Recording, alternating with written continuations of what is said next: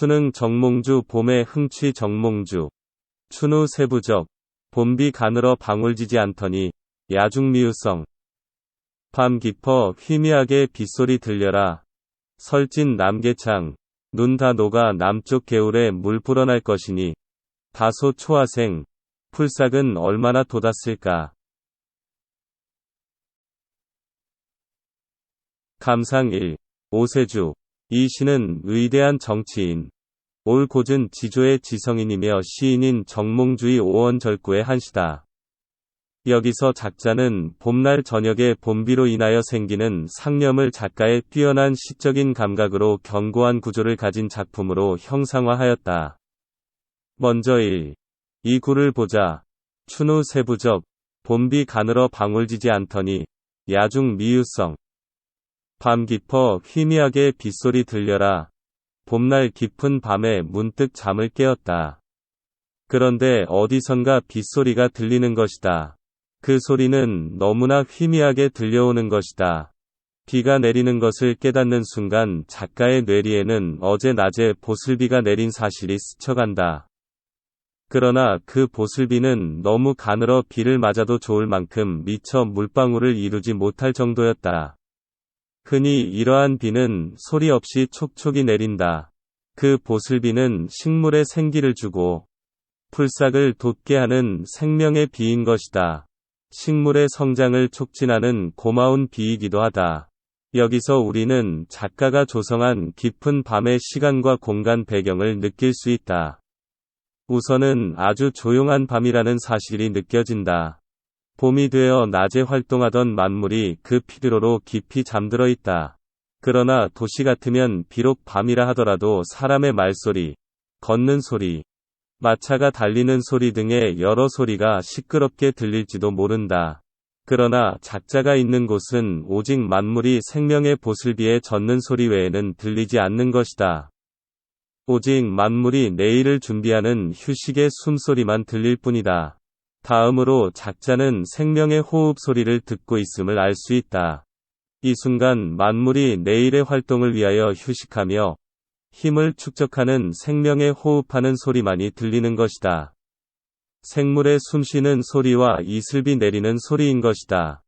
이 순간 누가 그 소리를 생명의 호흡 소리로 들을 수 있단 말인가? 오직 마음이 순수하고 생명의 소중함을 의식하고 사랑하는 섬세한 마음의 소유자만이 느낄 수 있을 것이다. 예를 들어 생각해보자. 보통 사람이 작가처럼 깊은 밤에 배설을 위해서나 기타 여러 가지 이유로 잠이 깼다고 하자. 이 경우 그는 다시 잠자리에 들기에 급급해할지 모른다. 조금의 단잠이라도 더 이루기 위해 그렇게 하고 말았을 것이다. 밖에는 소낙비도 아닌 보슬비가 내리는 것을 알아차릴 수 있었겠는가. 사방은 칠흑같이 어두운 밤인데 말하다. 혹 밖에 비가 내리는 줄을 알았다 하더라도 그는 무심하거나 상당히 귀찮아했을지 모른다. 곧 내일 할 일을 비 때문에 할 수 없게 되었다거나 내일 하루의 생활이 불편하게 되었다고 말이다. 그는 그 비의 의미에 대해서 미처 생각할 여유도 없었을 것이다. 3. 사구를 보자. 설진 남계창. 눈 다 녹아 남쪽 개울에 물 불어날 것이니. 다소 초하생. 풀싹은 얼마나 돋았을까. 비가 내린 것을 알았을 때 작자에게는 여러 가지 생각이 이어진다. 즉, 지금 내리는 비로 인하여 산속의 눈이 다 녹을 것이라고 생각한다. 그리고 또 생각이 이어진다. 눈이 다 녹으면 비가 되고 산에 비가 모이면 그것이 골짜기로 모여들 것이다. 그리고 골짜기의 물은 그 높은 산의 경사로 인하여 내일 아침이면 개울이나 냇가로 흘러내려 물의 양이 늘어날 것이다. 그러면 그 물소리 더 크게 들릴 것이다. 그 물소리는 여름이나 가을에 내리는 비와는 달리 맑고 밝고 즐겁게까지 느껴지는 것이다. 왜 그러한 느낌이 드는 것인가? 그 답은 바로 이어진다. 곧 그 비는 풀싹을 트게 하고 자라나게 하는 생명의 비요, 물이기 때문이다. 그래서 날이 밝으면 어제 본 그 풀보다 훨씬 더 자라있고 푸르러진 그 풀을 보고 싶은 것이다. 그는 봄비가 생명을 소생시키는 비임을 아는 까닭이다. 작자는 정말 다정다감하고 섬세한 성품의 사람이다. 단순히 내리는 봄비를 보고 그 비로 인해서 생겨날 생명의 변화에 대하여 예상하고 그 변화를 기대하고 있는 것이다. 아주 단순한 풀의 성장까지도 말이다.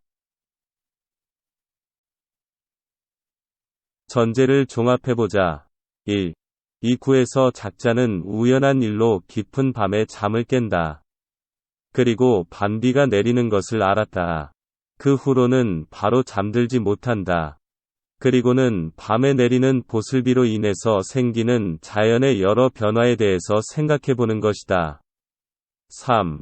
사구에서 작자는 섬세한 감각으로 지금 내리는 이 보슬비가 이른 봄 깊은 산중에 아직도 남아있을 눈을 녹이고 그 눈녹은 물이 골짜기에 모여 물줄기를 이루어 작자의 고을 개울까지 내려올 것이라 생각한다. 이미 내려와 들리는 개울물 소리가 더 강해졌음을 느끼는 것이다. 물소리는 자연이 주는 약동하는 힘의 노래이다. 그리고 그 물은 온갖 풀과 나무와 꽃들을 키울 것이라고 생각하고 날이 밝으면 그 생명이 푸르고 싱싱하게 변해진 것을 보고 싶어 하는 것이다. 즉, 이 시는 밤에 내리는 보슬비로 인하여 생병의 탄생과 약동과 성장을 느끼는 작가의 섬세한 감정과 생명을 소중히 여기고 사랑하는 작가의 생명애를 표현하고 있다. 작가 정몽주가 이 시를 지음으로써 그가 그때 들은 이른 봄까지도 남아있는 깊은 산속의 눈녹은 물의 맑은 소리가 오늘의 우리에게까지 들려지게 된 것이다. 그 물소리는 정몽주의 생명애를 담고 영원히 흐르고 있는 것이다. 그 맑은 물소리에서 어찌 권력과 부귀영화를 차지하려는 비린내 나는 탁한 탐욕의 소리를 들을 수 있는가? 배신의 단맛을 느낄 수 있겠는가? 이 시를 소리내어 수십 번 낭송해보라. 정몽주가 느낀 생명을 키우는 맑은 물소리가 수백 년 시간을 초월하여 지금 우리에게 들려오지 않는가? 정몽주의 온기가 온통 우리에게로 전해지지 않는가? 이 시의 운율과 의미는 그것이 느껴지도록 충분히 고려해서 지어졌다.